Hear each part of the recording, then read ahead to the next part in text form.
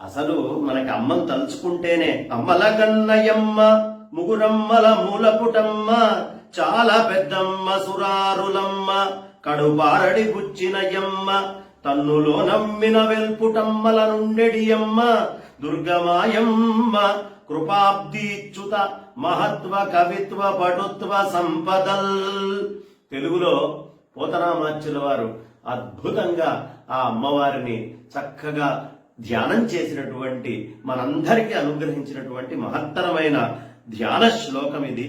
చాలా విశేషమైనటువంటిది. ఆ అమ్మ సామాన్యమైనటువంటి అమ్మ కాదండి.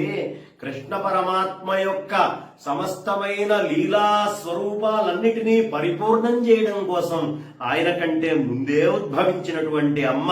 అందుకనే భాగవతంలో చెప్తారు, నామధేయాని కుర్యంతి స్థానాని చ నరాభువి దుర్గేతి భద్రకాళీతి విజయా వైష్ణవీతి చ కుముదా చండికా కృష్ణ మాధవీ కన్యకేతి చ మాయా నారాయణీశాని శారదేత్యంబికేతి చ అని చక్కగా ఆ అమ్మవారు ఆ కృష్ణ పరమాత్మ యొక్క మాహాత్మ్యాన్ని లీలల్ని అన్నిటినీ కూడా పరిపూర్ణం చేసినటువంటి ఆ తల్లి.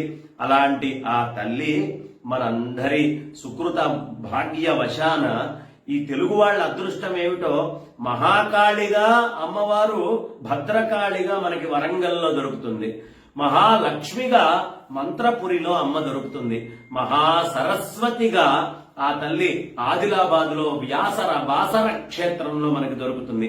ఈ ముగ్గురి కలయిక స్వరూపంగా మనం విజయవాడకి వెళ్తే ఆ ఇంద్రకీలాద్రి పర్వతం మీద ఆ తల్లి యొక్క అనుగ్రహం మనకి సంపూర్ణంగా ముగురమ్మల మూలపుటమ్మగా ఆ దుర్గమ్మ మనకి లభిస్తుంది. ఆ దుర్గా అమ్మవారిని, అది ఇంద్రకీలాద్రిని ఎప్పుడూ తలుచుకోవాలి. ఇంద్రకీలాద్రి అనే పదం వాడంగానే ముందు అసలు దానికి ఆ పేరు ఎలా వచ్చిందో తెలుసుకోవాలి. కీలుడు అనేటటువంటి ఒక యక్షుడు చాలా మహత్తరమైనటువంటి తపస్సును చేశాడు. ఆ తపస్సుకి మెచ్చి అమ్మ ప్రత్యక్షమైంది. ఏం కావాలి నాయనా నీకు అని అడిగింది.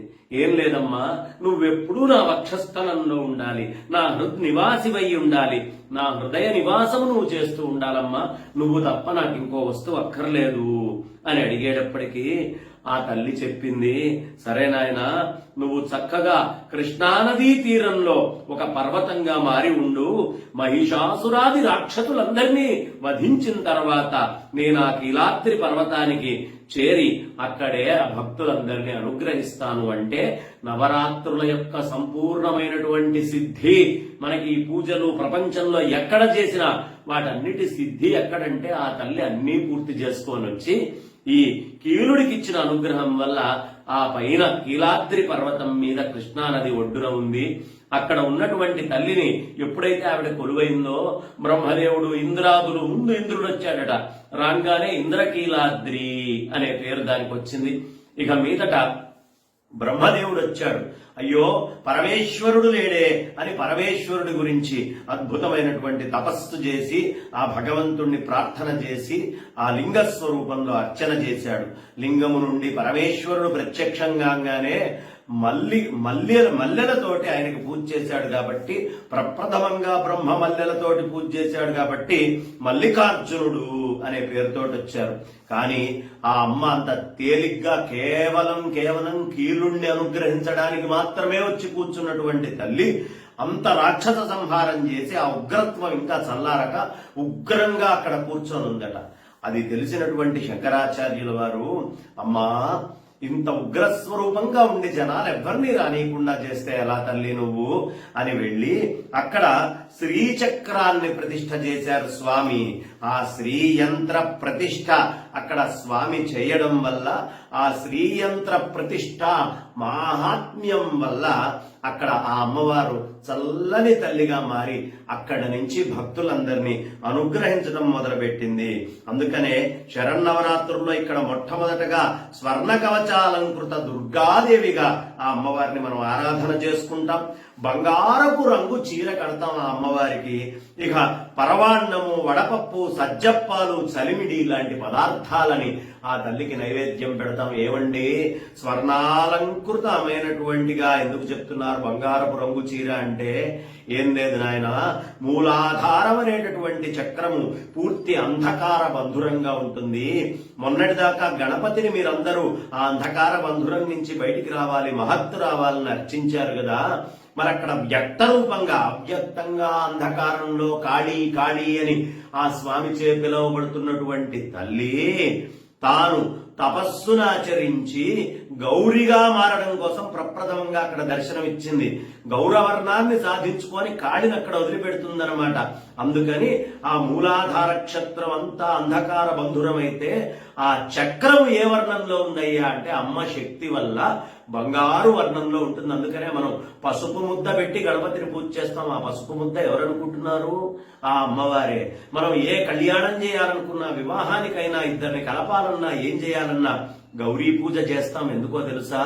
అక్కడ పసుపు ముద్దతో చేసేటటువంటి గౌరీయే ఈ అద్భుతమైనటువంటి స్వర్ణవర్ణంలో ఉండేటటువంటి ఆవిడ కింద. కాబట్టి ఈ ప్రపంచాన్ని మొత్తాన్ని రక్షించి విఘ్నేశ్వరుడి యొక్క మహత్వ మొత్తం ఇచ్చేటటువంటి ఢాకిని శక్తులతో కూడినటువంటి మూలాధారంలో ఉండేటటువంటి ఆ తల్లినే మనం చాలా విశేషంగా ఈ బంగారు రంగు చీరనిచ్చి ఇదమ్మా నీ అసలైనటువంటి శోభ అని ఆ గౌరీ పూజకి అన్ని మంగళాలకి మూలంగా తల్లిని కొలుస్తూ ఉంటాం. ఇక స్వర్ణ కవచాలంకృత అంటే ఆ తల్లిని మహామాయ అంటారు. మనం అందరం పుట్టేటప్పుడు మన ఏదైనా సరే ఆవు ఈనుతోందనుకోండి, ఆ ఈనినప్పుడు ఆవు బయటికి వచ్చాక మాయ కింద పడాలి అంటారు. అంటే ఒక విశేషమైనటువంటి మాయ అనేది కవచం కింద ఉంటుందయ్యా. ఈ తల్లే మనం అందరం పుట్టడానికి మూలమైనటువంటి కవచము. అలాంటి కవచ స్వరూపమైనటువంటి ఆ తల్లిని ఎలాంటి కవచమయ్యా? స్వర్ణ కవచము. కాబట్టి అలాంటి ఆ స్వర్ణ కవచ స్వరూపమైనటువంటి ఆ తల్లిని మనం సాధారణంగా పట్టుకోలేము. ఎందుకయ్యా అంటే దుర్గా అనే పదానికి అసలు అర్థమే దుర్గమము, చాలా అందరానిదైనటువంటి పదం కలిగింది అనే పదంతో చెప్తారు. అందరానటువంటి పదం కలిగినటువంటి ఆ తల్లిని మనం పొందాలి అనే ఉద్దేశం ఉంటే అప్పుడు ఆ తల్లి యొక్క ప్రార్థన ఈ విధమైనటువంటి కవచాలంకురాలు అలంకారాలు అన్నీ చేస్తే అప్పుడు ఆ అమ్మ దొరుకుతుంది. దుర్గమమైంది కాబట్టి దుర్గా. ఇంకొకటి దుర్గుడు అనేటటువంటి రాక్షసుని వధించింది ఆ తల్లి. కాబట్టి దుర్గా అని కూడా పిలుస్తారు. అందుకనే ఆవిడ సమస్తమైనటువంటి ఐశ్వర్యాలని కూడా ఇస్తుంది కాబట్టి కనకదుర్గా అని మనం పిలుస్తాం. ఏమిటండి ఐశ్వర్యం? ధనమగ్నిర్ధనం వాయుర్ధనం సూర్యో ధనం వసు ధనమింద్రో బృహస్పతిర్వరుణం ధనమశ్నుతే. మన ఇంద్రియాలు గాని, మన బుద్ధి గాని, మనకి సంబంధించిన బృహస్పతి జ్ఞానం కానివ్వండి, అగ్ని గాని, జలం గాని, వాయువు గాని అన్ని శక్తి స్వరూపంతో ఉన్నాయ్యా అంటే ఆ అన్నిటికీ ధనాన్ని ఇచ్చేటటువంటి తల్లి కాబట్టి ఆ తల్లిని అంత విశేషమైనటువంటి రూపంలో కొలుస్తారు.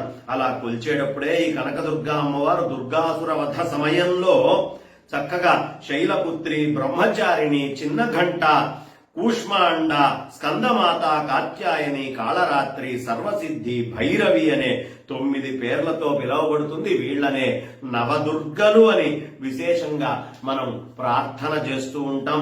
కాబట్టి అలాంటి ఆ సర్వ అలంకారాలతోటి కవచముతోటి కూడినటువంటి ఆ కవచాలంకృత దుర్గాదేవి ఎవరైతే ఉందో ఆ దుర్గని మనం ప్రార్థించాలి. మరి ఏమిటండి ఈ ఆశ్వీజ మాసంలోనే ఎందుకు ప్రార్థించాలి అనే ప్రశ్న చాలా మంది వేస్తూ ఉంటారు. ఆశ్వీజ మాసంలోనే ఎందుకు ప్రార్థన చెయ్యాలయ్యా అంటే ఆ అమ్మవారి విద్యని చంద్ర విద్య అంటారు. శరత్ కళలు అంటే భూమికి చంద్రుడు అత్యంత సమీపంగా వచ్చేటటువంటి కాలమే శరత్కాలము. ఆ దగ్గరికి రావటం అంటేనే ఆ అమ్మ యొక్క అనుగ్రహం అంతటా వర్షించబోతోంది. భూమి మీద ఉండే వృక్షాలు సస్యాలు అన్నీ కూడా అమృతమయమైనటువంటి కిరణాలు ఎప్పుడు వస్తాయ్యా అంటే ఈ శరదృతువులోనే ప్రకృతి అంతా కూడా అమృతమయంగా మారుతుంది. మన లోపల ఉండేటటువంటి ప్రకృతి కూడా అమృతమయంగా మారాలి. ఎందుకంటే దీన్ని మృత్యుకోరలు అంటారన్నమాట. ఈ 2 మాసాలని, ఆశ్వేజ కార్తీకాల్ని ఈ మృత్యుకోరల నుంచి బయటికి వెళ్లి అమృతత్వ స్వరూపంగా మారాలి అంటే ఖచ్చితంగా ఆ అమ్మవారి యొక్క అనుగ్రహం కావాలి. అందుకనే ఆవిడ్ని త్రయంబకి అంటారు, ఆయన్ని త్రయంబకుడు అంటారు. త్రయంబకి అంటే 3 కళ్ళు కలిగింది. ఏమిటి ఆ 3 కళ్ళు? సూర్య చంద్ర అగ్ని నేత్రాలు. అవే కదా మనల్ని మొత్తం కాపాడేది. కాబట్టి సూర్య చంద్ర అగ్నులు అనేటటువంటి వాటన్నిటినీ సక్రమంగా చూసి వాటి ద్వారా దర్శనమై వాటి ద్వారా మనలోకి చేరేటటువంటి తల్లి. కాబట్టి ఆ తల్లిని అంత విశేషమైనటువంటి దీంతో ఆ చంద్రకళలన్నిటికీ మూలము అనే ఉద్దేశ్యంతో మనకి రకరకాలుగా ఈ అమ్మవారిని కొలవడం జరుగుతుంది. ఆ చంద్ర కళలు మన లోపల శరీరంలో వస్తాయి. అందుకనే మన పండగలు అన్నీ కూడా ఈ చంద్రుడితోటి సంబంధం. మనం చూసే పంచాంగం చాంద్రమానం అంటే కాలమంతా చంద్రుడి యొక్క అనుగ్రహంతో ఉంది. ఆ చంద్రుడు అమృతత్వం చేస్తేనే కాలం బాగుంటుంది. ఆ చంద్రుడు అమృతత్వం చేయాలంటే అమ్మ యొక్క విద్య ఉంటే తప్ప ఏ ఒక్కడి జీవితము అమృతమయం కాదు అనే విషయాన్ని చెప్పడానిక అన్నట్టుగా ఆ తల్లి చాలా విశేషంగా ఉంటుంది.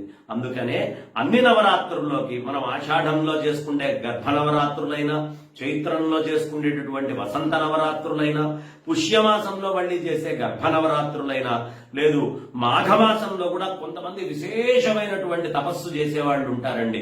వాళ్ళకి మాత్రమే ఈ మాఘములో చేసే విషయం తెలుసు. ఇక అన్నిటికంటే గొప్పదైనటువంటి అద్భుతమైన శరన్నవరాత్రాలుగా మనకి చెప్పడం జరుగుతుంది.